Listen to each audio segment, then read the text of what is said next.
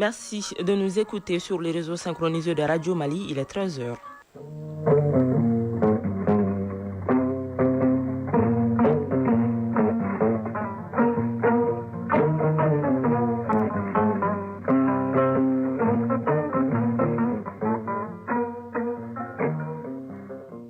Le journal. Barakissa Ouattara. Le gouvernement honore un de ses engagements vers le syndicat national des chauffeurs et conducteurs routiers du Mali, Synacor. Les chauffeurs de citernes blessés lors des récentes attaques sont désormais pris en charge par l'ANAM.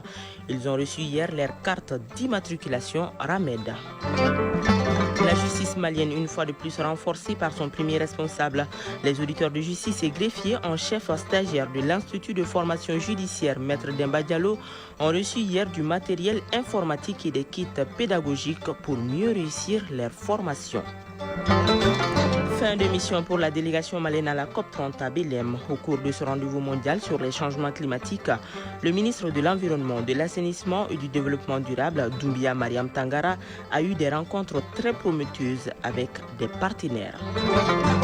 En sport, basketball, les finales de la Coupe du Mali sont prévues pour ce dimanche. En football, les quarts de finale de la Coupe du Monde des moins de 17 ans se jouent aujourd'hui. Le Maroc et le Burkina Faso sont les représentants africains en lice. Voilà pour le sommaire. Mesdames et messieurs, bonjour et bienvenue. Je le disais à l'instant, le gouvernement du Mali vient d'honorer un de ses engagements envers le syndicat national des chauffeurs et conducteurs routiers du Mali, Synacor. Il s'agit de la prise en charge gratuite de la couverture sanitaire des chauffeurs blessés au cours des escortes de produits pétroliers. La remise symbolique des cartes d'immatriculation RAMED a eu lieu hier à la direction générale de l'Agence nationale d'assistance médicale en présence des ministres en charge de la santé, des transports et de la fonction publique. Le point avec Koumba Sissi.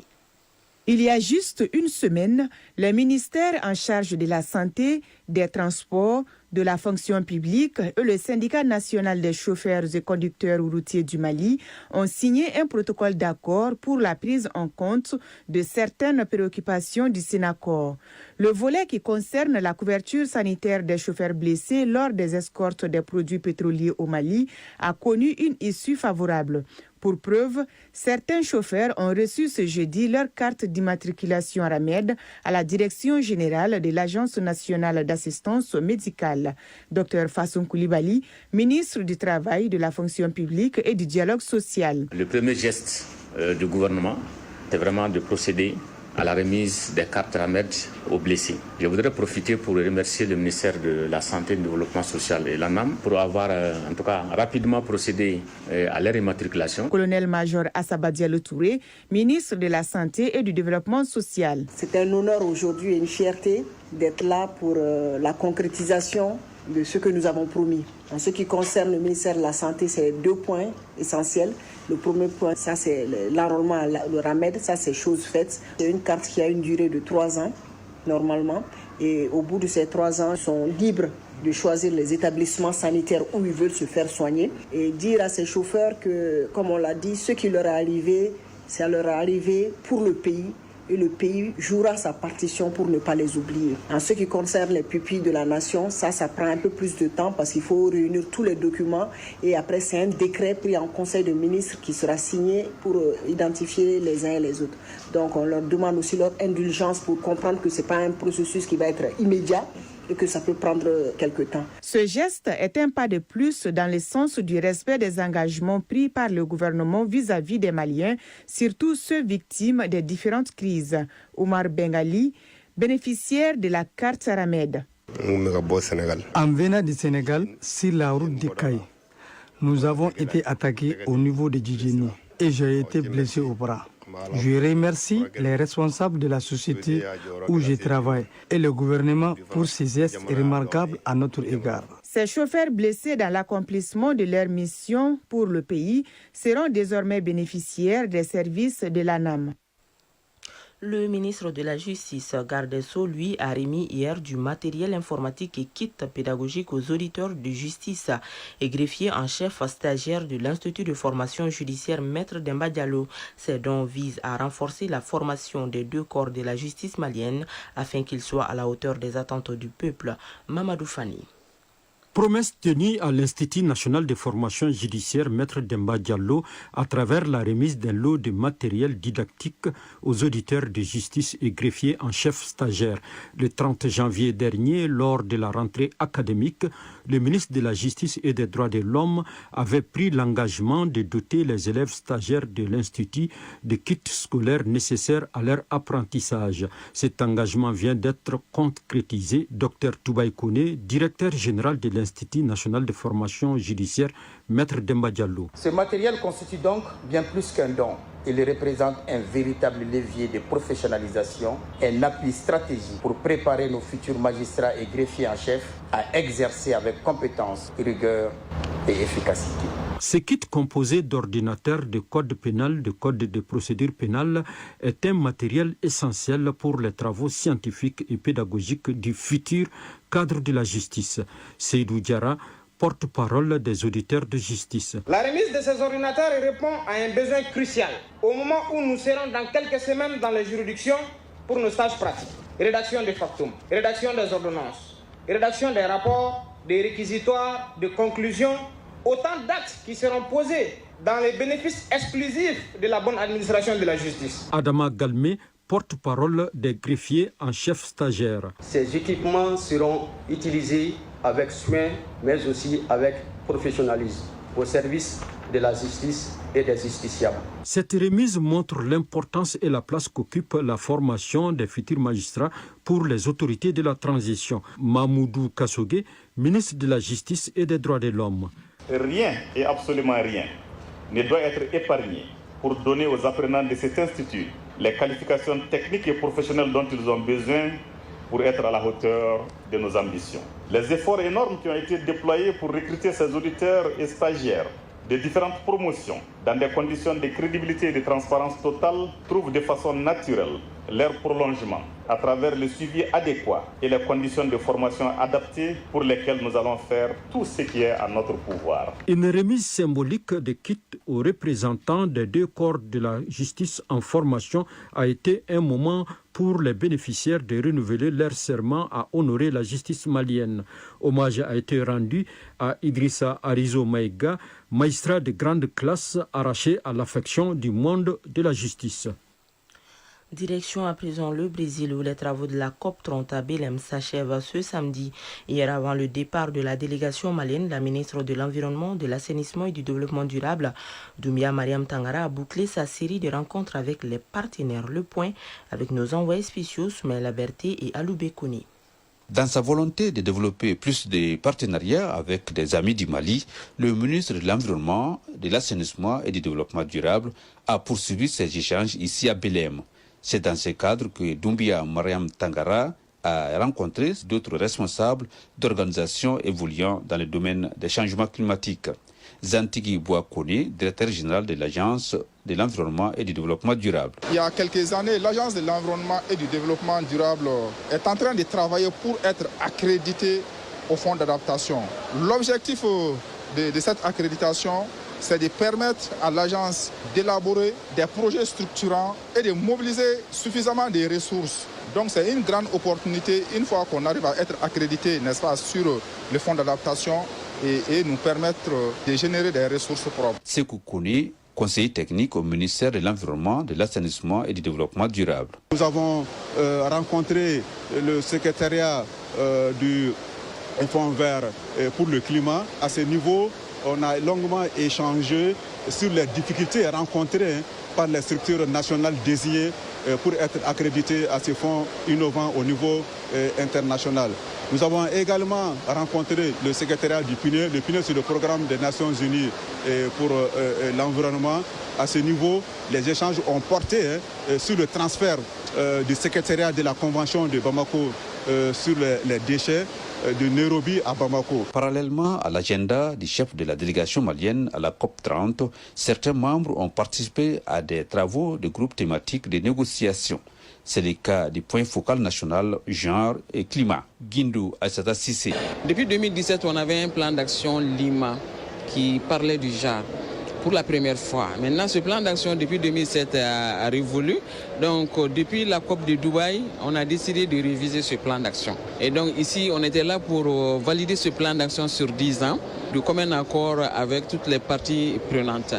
Et aussi, j'ai eu à prendre part au renforcement des capacités. Le secrétariat de la Convention sur les questions du JA ont organisé des ateliers de renforcement des capacités à notre endroit pour nous permettre d'être mieux outillés comme d'autres pays à pouvoir bien défendre nos positions. Ici à la COP30, si les travaux se poursuivent jusqu'au 22 novembre, ces conclusions sont très attendues au regard des enjeux qui ont prévalu tout au long de ce rendez-vous mondial sur les changements climatiques. Belém, Soumaïla Berté et Alou Bekoni pour l'ORTM.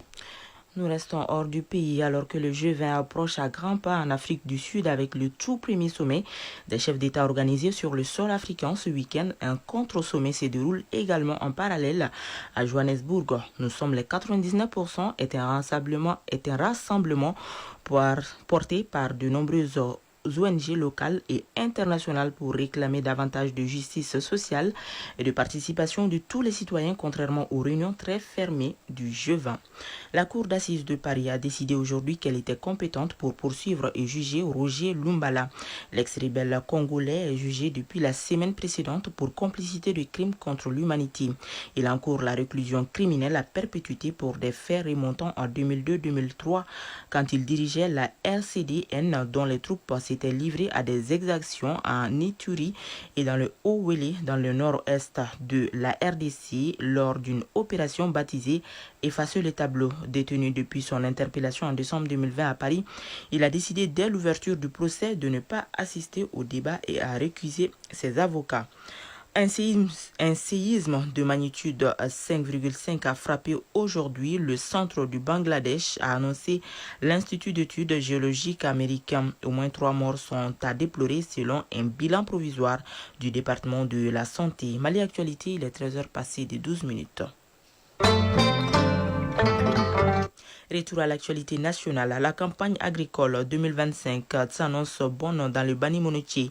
C'est le constat fait par les techniciens de l'agriculture qui se sont rendus cette semaine dans plusieurs champs de la région de Bougouni. Les travaux de récolte ont déjà commencé et se déroulent normalement. Les missionnaires se sont imprégnés à Bougouni et Yanfouilila des difficultés qui ont marqué la campagne avant d'informer et sensibiliser les paysans sur les bonnes pratiques de gestion des récoltes. Reportage Agali Agissa et Djibril Bagayou. La récolte bat son plein dans nos campagnes. Un moment d'espoir pour les braves paysans qui ont bravé les intempéries et l'insécurité pour booster la productivité agricole au Mali. La supervision de la direction régionale de l'agriculture de Bougouni a commencé par un champ de sorgho situé dans la commune rurale de Kokele. Le paysan Adam Abalo, qui reste confiant, c'est 3 hectares et demi. Je compte avoir quelque chose. Peut-être jusqu'à 3 tonnes de sorgho. Brema Keita, directeur régional de l'agriculture de Bougouni. Au niveau de la région de Bougouni, et selon les premières évaluations qui ont été faites, on est à 1 232 114 tonnes de production des différentes céréales. Donc le bilan céréalier dans ces conditions a dégagé un excédent d'environ de 615 000 tonnes. C'est justement la gestion de ces récoltes et les préparatifs des travaux maraîchers qui ont conduit le directeur sur le terrain. On est là principalement pour sensibiliser les producteurs par rapport au bon séchage des cultures, par rapport à la bonne conservation et par rapport à la bonne gestion. Nous les invitons aussi à bien faire le maraîchage qui va compléter peut-être les déficits enregistrés au niveau des cultures d'hivernage. Farima Kamara, paysanne à Kokeli. On se nourrit de nos produits maraîchers et nous gérons certaines dépenses de la famille. Les produits maraîchers contribuent beaucoup à la santé. Les échanges entre les producteurs et les techniciens agricoles dans la salle de réunion de la mairie de Kokeli ont surtout porté sur les difficultés liées à la mauvaise répartition des pluies, les retards dans la distribution des intrants et les conseils qu'il faut pour réussir la prochaine campagne. Yaya Bakayoko, premier vice-président de la Chambre d'agriculture de Bougouni. Les récoltes se poursuivent. Cette année a été difficile pour beaucoup de paysans, mais certains ont pu avoir quelque chose. Parmi les difficultés, il y a l'irrégularité des pluies, le manque des intrants. Les insectes nuisibles se sont aussi attaqués aux cultures de coton, de maïs et même du riz. Autre champ visité, celui de Boudjan Sidibé et de Bakari Sidibé, tous exploitants agricoles à Yamfoulila. Le premier exploite un champ de maïs de 3 hectares et le second, situé sur la route de Kalana, est un champ de riz. Bougouni, Agali, Agissa, Djibril Bakayoko pour l'ORTM. Même exercice dans la région du Sang. La mission de supervision a rendu visite à des producteurs céréaliers et maraîchers ainsi que des agro-dealers. Cette journée marathon a pris fin par la restitution bilan de la campagne avec les membres du comité exécutif régional de l'agriculture. Un bilan jugé très satisfaisant malgré des difficultés rencontrées. Drissa Kone, compte rendu. À San, l'actualité du monde rural est à la récolte et au battage des céréales ainsi qu'aux préparatifs de la contre-saison. Moment propice pour les techniciens de prendre langue avec les producteurs afin de les sensibiliser sur la gestion post-récolte et mieux entamer la contre-saison. C'est ainsi qu'une équipe de supervision s'est rendue dans le jardin maraîcher des femmes de Térékongo et plusieurs champs dont celui de Kabaï Koulibaly.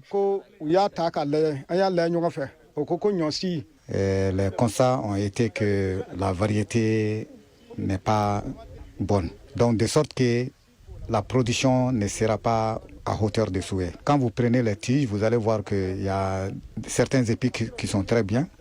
Il y a d'autres qui n'ont pas donné de graines. Traoré Adjaratou Koulibaly, porte-parole de l'association Mouniussi de Térékongo. C'est le début de la contre-saison.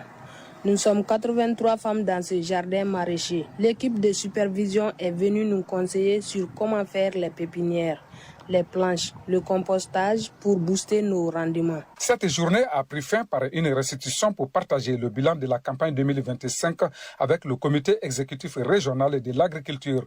Les chiffres annoncés sont satisfaisants. Justin Diallo, directeur régional de l'agriculture. La région de Sam, la production attendue est de 743 170 tonnes de céréales pour une prévision de 726 000.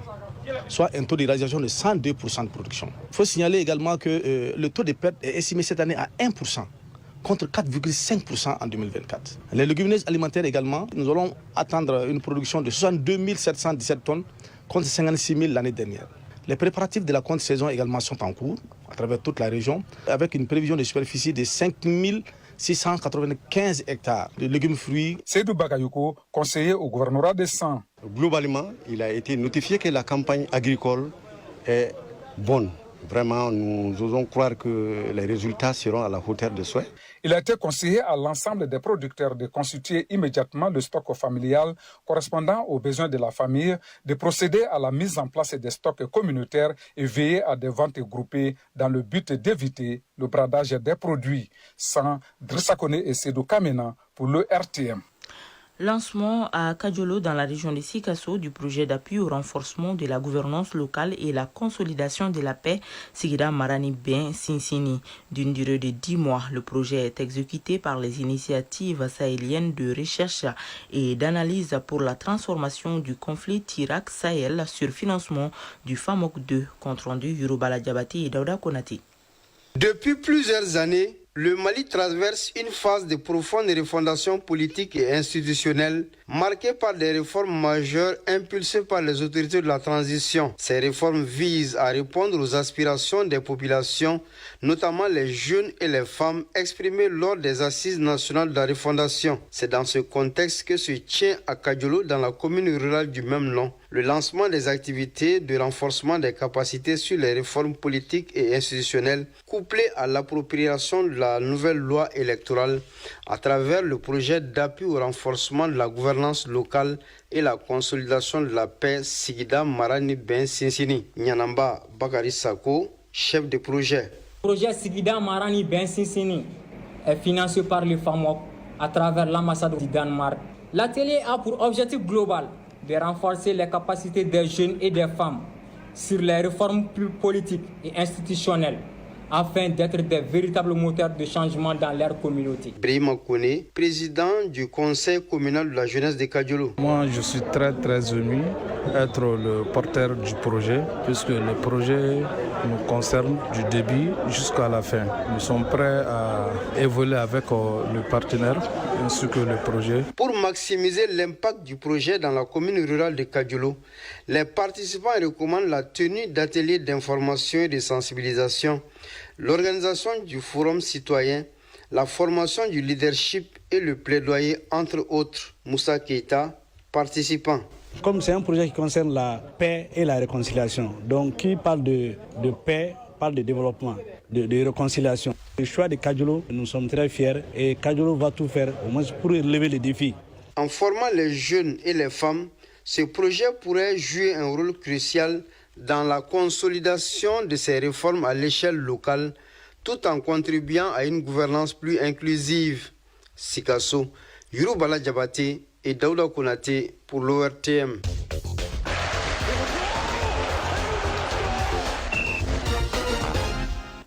Sport, basketball, les finales de la Coupe du Mali se joueront dimanche dans la salle Abdallah Maman Aïdara du stade du 26 mars. Football, Coupe du Monde 2026 senior, il reste encore quelques billets qualificatifs à décrocher dans le monde.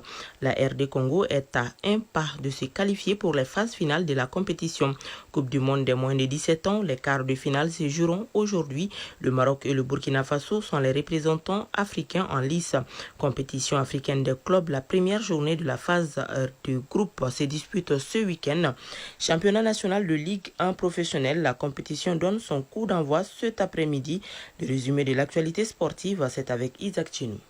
On commence par le championnat national de Ligue 1 professionnelle qui démarre aujourd'hui avec 2 rencontres. Derby Academy, promis pour la première fois en Ligue 1 professionnelle, ouvre le bal avec l'USFAS, un habitué de la compétition au stade Mamadou Konaté à 16h. Au même moment, au stade de Wenzin Koulibaly, l'AS Korofina reçoit l'US Bougouba. Le programme se poursuit demain avec 3 rencontres. Il y aura FC Diara, 11 créateurs, AS Bagaridian, FC Malikoura, un autre promu de la saison, et Bougouni, FC Benga. Ces rencontres se joueront à 16h respectivement au stade Mamadou Konaté, au Wenzin Koulibaly et au stade UTA de Bougouni. Compétition africaine des clubs. La première journée de la phase de groupe se dispute ce week-end. La compétition s'annonce emballée. En Ligue des Champions, pour cette première journée de la phase de poule, le champion du Mali défiera l'Espérance de Tunis demain samedi en Tunisie à partir de 16h. Un duel prometteur qui marque le début d'une aventure que les Babakois rêvent de mener très loin. Déjà cet après-midi, El Hilal Omdurman sera face à Mouloudia d'Alger et Simba de Tanzanie affrontera Petro Atletico d'Angola. En Coupe de la CAF, le représentant du Mali, le Djoliba, recevra Olympique Safi du Maroc au stade du 26 mars.